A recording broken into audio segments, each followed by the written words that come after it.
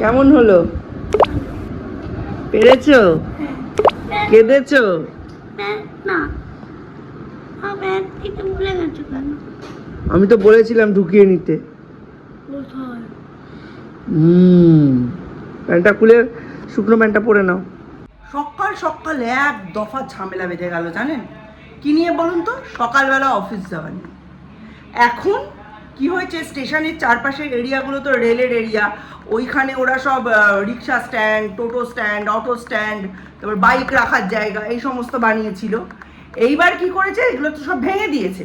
ওপরের ছাউনিটা থাকবে না, নিচে যেগুলো এরকম সিমেন্টের ইয়ে সেগুলো হয়তো থাকবে। মিস্টার বিশ্বাস ওর মধ্যে রাখবেন না ওনার বাইক, এই হচ্ছে বক্তব্য। তার জন্য উনি আবার 5-10 মিনিট আগে বেরোচ্ছেন। এই হুগলি ঘাটে ঢুকে গেছে ট্রেন, এই ট্রেন ব্যান্ডেলে ঢুকে গেছে, এই করে যাচ্ছে। এবার কি, আমার তো টাইম থেকে এই টাইমটা কাট অফ হয়ে গেল। এবার যে ট্রেনে যাবেন উনি আবার ভিড় ঠেলতে পারবেন না, ওনাদের বাধা ট্রেন, হয় সিউড়ি লোকাল নয় ইন্টারসিটি, মধ্যিখানে কিছুতে যাবেন না ওনারা। ঠিক আছে, ওনারা ভিড় ঠেলতে পারবেন না, ওনারা বাইককে রোদে রাখতে পারবেন না, বাইককে জল বাতাসা খাওয়াতে পারবেন না। ওনারা কি পারবেন, ওনারা পারবেন এই বাড়ির লোকেদের ওপর চাপ চুপ দিয়ে জিনিসপত্র বগল দাবা করে নিয়ে যেতে। এবার টিফিন দেবো না, এসে বলবে কি নোংরা করে থালা বাটি ধোয়, উফ এরম এরম করে ঘাম ফেলছে, গামছায় মুছছে আর রুটি করছে, চোখে দেখা যায় না, তরকারির দাম 40 টাকা বাড়িয়ে দিয়েছে। রাগ দেখাচ্ছে সকালবেলা, তেড়ে ফুড়ে ঝামেলা করেছি, ইয়ার কি পেয়ে গেছে একেবারে। দুটো অপশন, হয় বাইককে কষ্ট দাও না জিনিয়াকে কষ্ট দাও। জিনিয়াকে কষ্ট দেওয়া ইজ মোর ইজি, কারণ মানুষ কষ্ট পাবে, কিন্তু জিনিয়া যে মানুষ বলে বাতেলাও ছাড়তে পারে, ঝাড়ও দিতে পারে, সেটা তো মনে থাকে না। দেখো কেমন রান্না করেছি।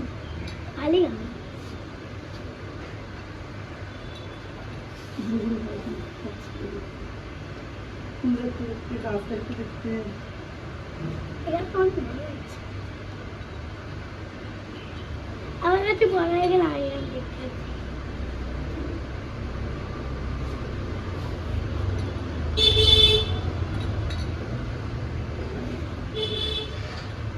যাচ্ছে বাজারে, কি করকরে রোদ্দুর, বাপ রে বাপ, বাইরে বেরিয়ে ভয় লেগে গেল, রোদ্দুরটা দেখে চকচক করছে, পুরো পুরো চকচক করছে, সাদা হয়ে গেছে, হলুদ আর নেই, প্রচন্ড চকচক করছে। আজকে দীপকে বাজারে পাঠাচ্ছি, দীপ জিনিসপত্র আনতে আছে। আচ্ছা দীপ, এরকম তো আমাকে যেতে হবে। হ্যাঁ এবার তো তোমায় যেতে হবে, আমি যখন হোস্টেলে চলে যাবো কলেজে। তখন তো তোর মনে পড়বে আমি মাকে এনে দিতে পারছি না। না না, আমার কিছু মনে পড়ে না। অসভ্য ছেলে। নতুন জামা পরেছিস, একবার তাকা, নতুন জামা পরে লোকে ঘুরতে যায়, আমার ছেলে মুদিখানা যাচ্ছে, মানে কি। আরেকজনকে দেখাই, হয়েছে? কোথায় পৌঁছলি? দন্তের স খন্দরটা কি হয়? সৎ। হ্যাঁ, সৎ মানে অনেস্ট পিপল, যে লোককে ঠকায় না। এর অপোজিট ওয়ার্ডটা আগে লেখা আছে, তালিবস্য ঠ, শট, তার মানে যে সবাইকে ঠকায়, সেটাও আমি, শতও আমি, শঠও আমি।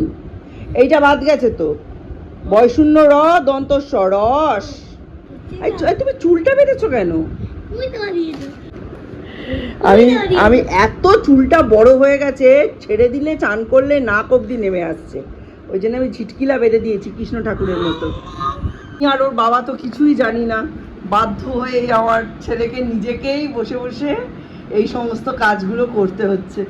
কালকে একটা ইউনিভার্সিটিতে ইমেল পাঠিয়েছে, আজকে আবার বাকি ইউনিভার্সিটিগুলোতেও ইমেল পাঠাচ্ছে। অ্যাকচুয়ালি ইমেল পাঠানোর দরকার পড়ে না, পোর্টাল খুললেই জানতে পারা যায়, কিন্তু স্টিল একটা ইমেল পাঠিয়ে দিলে সুবিধা, ওদের কাছেও একটা নোটিফিকেশান যায়। এবং ভালো কথা হচ্ছে সেই ইউনিভার্সিটি আবার রিপ্লাইও দিয়েছে, তার মানে ইমেল অ্যাকাউন্টটা রীতিমতো কাজ করে, চেক করে, এবং সেই উত্তরটা 24 ঘন্টার আগেই চলে এসছে। এখন অন্য দুটো ইউনিভার্সিটি যেগুলোতে পছন্দ করে সেইগুলোতে সমস্ত ইমেল পাঠানো হচ্ছে। আমি বললাম বাকি দুটোতেও পাঠিয়ে দে, সেই জন্য। আর বা দীপের আমাদের কারুরই ইচ্ছে নেই ও প্রেসিডেন্সি থেকে করুক। আমাদের অন্য জায়গায় মানে ঠিক করা আছে বলতে কি আমরা যে অ্যাডমিশন পেয়েই যাবো তা নয়, কিন্তু ওর যা নাম্বার ওর পেয়ে যাওয়ার কথা, আর পেয়ে গেলে আমরা স্টেট ইউনিভার্সিটির ওপরে আমরা সেন্ট্রাল ইউনিভার্সিটিকেই রাখছি, বাইরেই থেকে পড়বেও। মোটামুটি আমার মেন্টাল প্রিপারেশান এখনও অবধি তো সেরকমই আছে, আপনারা সবাই জানেন। কিন্তু ওর বাবা বলছে একটা স্টেটের অপশান রাখ। ওর বাবার তো একদমই ইচ্ছে নয় ওকে বাইরে পাঠানোর, একদমই না। মানে আমাকে তো প্রতিদিন আমার দিকে এরকম কড়া কড়া করে তাকাচ্ছে আমার সাথে, মানে যাই হোক ওর যাওয়ার আগে অবধি সম্পর্ক বিচ্যুতি ঘটে যাবে মনে হচ্ছে আমাদের। আমার অবস্থা খুবই খারাপ। হ্যাঁ যাই হোক, তবু আজকে রাত্রে আমরা দেখবো প্রেসিডেন্সিতে অ্যাডমিশনটা করাতে পারি কিনা, আজকে করিয়ে দেবো। অনেক দিন পর রান্না করতে করতে ঝিটকি গরম হয়ে যাচ্ছে, বহুত রান্না, মানে সারা সপ্তাহ তো সেরকম রান্নাবান্না হয় না। আজকে শনি রবিবারটা রান্না একটু চাপ পড়ে, কারণ সমস্ত পুরনো সবজি টবজি আচার করার থাকে, পরিষ্কার করার থাকে। তাও একটা মোচা, গাজর এই জিনিসগুলো রয়ে গেল। না আলু তো আমি খাই লাগেই, সৌর্যও খায়, মিস্টার বিশ্বাস আর সৌম্য খায় না, তো ওদের জিনিসগুলো রয়ে গেল। হঠাৎ করে ওই শর্টসগুলো রিলসগুলো পাল্টাতে লোনাভেলার ঘটনাটা চোখে পড়লো। লোনাভেলা না ওই সব সাইডেই কোথায় যেন ওটা হয়েছে। প্রথমে তো ওই কাপলটার মধ্যে ছেলেটার মৃত্যু দেখে মনে করা হয়েছিল it's a pure case of suicide. পরবর্তীকালে জানা গেল মেরে ফেলেছে, মেয়েটা ছেলেটাকে মেরে ফেলেছে। আরে তোর পছন্দ না, তুই বলে দিতিস, ডিভোর্স দিয়ে দিতিস। হ্যাঁ, মায়ের সন্তানটাকে তো কোলছাড়া করতে হতো না, মেরে ফেললি।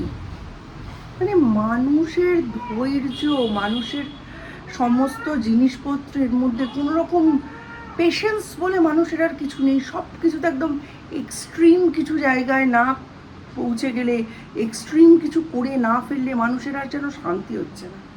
এই যে অতিরিক্ত পরিমাণে উত্তেজনা, এটা কিন্তু দুটো জিনিসের জন্য হয় জানেন তো, যে দুটো আমার এক্ষুনি মনে হচ্ছে। একটা হচ্ছে প্রচুর সময় অনলাইন থাকা, সোশ্যাল নেটওয়ার্কিং সাইটসগুলো এবং অন্যান্য ব্যাপারগুলোতে এত বেশি ইনভলভ থাকা। আগে কিন্তু মানুষ হয়তো মনে দুঃখ হতো, দুঃখ যে হতো না তা নয়, এই সমস্ত ক্ষেত্রে মানিয়েও নিত। কিন্তু এখন এই যে মানুষ এত মানে এক্সট্রোভার্ট হয়ে উঠছে, এত উত্তেজিত হয়ে উঠছে, যেটা মানুষকে খুন করে ফেলছে, পিওর কেস অফ হোমিসাইড, খুন করে ফেলছে। তো এই জিনিসগুলো কিন্তু আগে ছিল না। মানুষের মধ্যে ধৈর্য ছিল, মানুষ এই জিনিসগুলোকে অনেক শান্তভাবে বুদ্ধিমত্তার সাথে হ্যান্ডেল করতো। এখন তো অনেক রাস্তাও আছে এই সমস্ত তুচ্ছ জিনিস হ্যান্ডেল করার। হ্যাঁ, তার কাছে হয়তো ব্যাপারটা ওই সময় অনেক বড় হয়ে দাঁড়িয়েছিল। আসলে এগুলো ম্যাক্সিমাম কী হয়, আমার বন্ধু বান্ধবদের মধ্যে আমার কি বদনাম হয়ে যাবে, লোকে একে দেখলে আমাকে কি মনে করবে, আমার ওই বান্ধবীর হাজব্যান্ড এত সুন্দর, ওই বন্ধুর স্ত্রী এত সুন্দর, আমার বউটা এত বাজে হলো। তো এই জিনিসটা মনে মনে ভাবা একরকম জিনিস, তবে সেই জিনিসটা মনে ভেবে কাউকে শেষ করে দেওয়া, এটা কিন্তু একদম ডিফারেন্ট একটা জিনিস। কি হলো, 2-3টে জীবন নষ্ট হয়ে গেল। যে গেল সে তো চলেই গেল, তার মা বাবা তো আর বাঁচতে পারবে না। মেয়েটার নিজের হাতে নিজের জীবনটা নষ্ট করে দিল। কি ভেবেছিল কেউ কিছু বুঝতে পারবে না? কোথায় যে দুনিয়া যাচ্ছে। এক তো বললাম অতিরিক্ত পরিমাণে সোশ্যাল মিডিয়ার ইউজ, আরেকটা হচ্ছে ননভেজ খাওয়া দাওয়া। আগেকার দিনে যাতে শরীর তপ্ত না হয়, শরীর যাতে শীতল থাকে, ওই জন্য বিধবাদের বিশেষ করে দেখবেন নিরামিষ আহারের পরামর্শ দেওয়া হতো।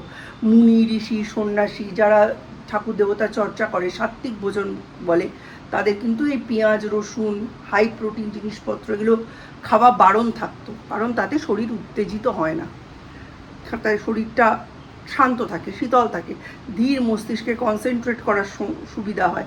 আগেকার দিনে যে কোনো জিনিসই কিন্তু ধর্মের নামে চাপিয়ে দেওয়া হয়নি, তার পেছনে সায়েন্টিফিক অনেক যুক্তি ছিল। এখন এই অতিরিক্ত বড় ছেলেমেয়েদের কাছে খাওয়া মানে মাটন, চিকেন, বিয়ার, মদ, নেশা, ডিম, এই যে এখন ডিম ডিম ডিম ডিম করে সারা সোশ্যাল মিডিয়ার তোলপাড়। আরে প্রোটিন করে তো মানে মানুষ শেষ হয়ে যাচ্ছে।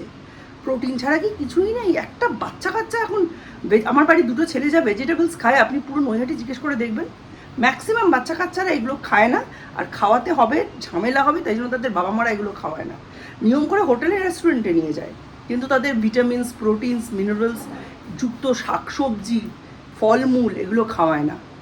ফলের মধ্যে সব চীনের দামি দামি ফল, বেদানা খাওয়াবো, অরেঞ্জ খাওয়াবো, অ্যাভোকাডো খাওয়াবো, হ্যাঁ আচ্ছা আমি বলছি ড্র্যাগন ফ্রুট খাওয়াবো, কিন্তু আমার ছেলেকে পেয়ারা খাওয়াবো না, আমার ছেলেকে আঁশফল বইচি খাওয়াবো না, আমার ছেলেকে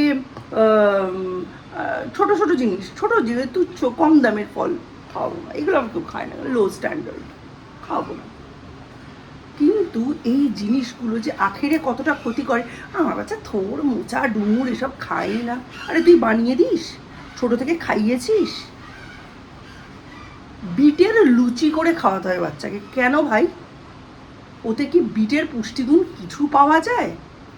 সবুজ রঙের লুচি করার জন্য পালং শাক বেটে দিচ্ছে, পালাক পানির করে খাওয়া, পালং শাক নর্মাল আলু বেগুন বড়ি দিয়ে খাওয়াবে না। মানে এই দুটো জিনিস, লাইফস্টাইল, বাবা মার শিক্ষা, বাবা মার কালচার ছেলে মেয়েদের মধ্যে অনুপ্রাণিত হয়, ছেলে মেয়েদের মধ্যে দিয়ে অনুরণিত হয়, অনুপ্রাণিত শব্দটা ভুল, অনুরণিত হয়। এই সব জিনিসের অতিরিক্ত আমিষ খাবারের প্রতি টান, অতিরিক্ত সোশ্যাল মিডিয়া, অতিরিক্ত নেটওয়ার্ক, এই 4G 3G 5G নেটওয়ার্কের ইউজ, এইসবের জন্য এই সমস্ত জিনিস এত বেড়ে গেছে। এগুলো কন্ট্রোল করতে গেলে আগে এই গোড়াগুলোকে ঠিক করতে হবে, মেনলি মাদের ঠিক হতে হবে। বাবারা তো বাইরে বাইরে থাকে, কটা বাবা জানে বাচ্চা কি খায়? জানে না। মারা রান্না করে, মারা হচ্ছে বাড়ির এমডি, মারা বাজার করে। মাদের ভাবতে হবে এইসব জিনিসগুলো নিয়ে, তবে তো বাচ্চা ঠিক হবে। পড়াশুনোর পরে গেছে আমার দাদার বাড়ি, এবার ডাকবো, 2:30 বেজে গেল, সরস্বতী দি আসেনও না আজকে, আর জানায়ও নি কিছুদিন, মানে যে আসবে না বা এরকম কিছুই জানাই। আজকে আপনাদের একটা জিনিস দেখাবো করছিলাম, দেখানো হলো না, জানেন তো। কি হলো, ও তো রাতে ফুটবে। সকালে ভোরবেলা দেখলাম এখানে 2-1টা ফুল ফুটেছে, ওই জন্য ভাবলাম আপনাদের দেখাবো। কোথায় কি পান্তা ভাতে কি নেই তো। আমার কামিনী গাছেও ফুল এসে গেছে, আবার একটা কুঁড়িও ধরেছে, দেখুন কি ভালো লাগছে না দেখতে। অনেকগুলো কুঁড়ি হবে, ভেতরে ভেতরে আছে। এই যে ইনি মুসড়ে পড়েছেন রোদের মিনি টপর, ওর বাড়ি গিয়ে বসে আছে, এখনো আসার নাম নেই। সরস্বতী দিয়ে আজকে আসেনি, এর মধ্যে অনেকদিন ছুটি করব করেছিল, বাট করেনি। শরীরটা মনে হয় আজকে বেগরতাল হয়েছে, জানি না, দেখি কালকে আসুক, দেখি কি বলে। দরজা আটকাও, আগে দরজা আটকাও। কি খেয়ে নিয়েছিস দাদার জন্য আনবি বলে? আইসক্রিমটা? এসব তো ভালো না, জুতো জায়গায় রাখো, জায়গায় তোলো হাত দিয়ে। তুমি তোমারটা তো তোলো।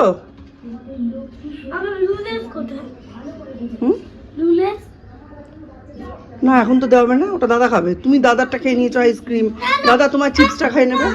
রান্না করতে করতে আমার অবস্থা খারাপ হয়ে গেছে। এখানে রয়েছে আলু বরবটি ভাজা, একটু পেঁয়াজ দিলে ভালো হতো, ধৈর্য কুলায়নি। এই হচ্ছে কচুর লতি পেঁয়াজ রসুন দিয়ে, আর এখানে হচ্ছে মাছের ঝোল, এটা দুটো জায়গায় ভাগ করে রেখেছি, সম্ভবত এটা একদিনে শেষ হবে না। আর এখানে হচ্ছে পেঁপে আর চাল কুমড়োটাকে কুড়িয়ে সেটা মাছের মাথা আর তেল দিয়ে করেছি, এটা খুব টেস্টি খেতে হয়, আমার বাড়িতে সবাই ভালোবাসে খেতে, আমি তো খুবই ভালোবাসি। মিস্টার বিশেষ ভালোবাসেন না, ওনাকে এইটারই নিরামিষ ভার্সনটা করে আমি টিফিনে দিয়ে দিয়েছি। আর এই হচ্ছে ভাত।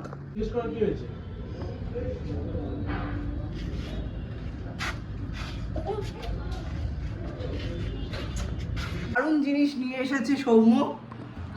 এই যে একটা সার্টিফিকেট পেয়েছি, এটা হচ্ছে গুগল জেমিনাই এর একটা ইভেন্টে আমি পার্টিসিপেট করেছিলাম, পার্টিসিপেশন সার্টিফিকেটই, বাট গুগলের দেওয়া সার্টিফিকেট, সো আমি ল্যামিনেট করিয়ে এনেছি, একদম ভালো করে এটা রেখে দেবো।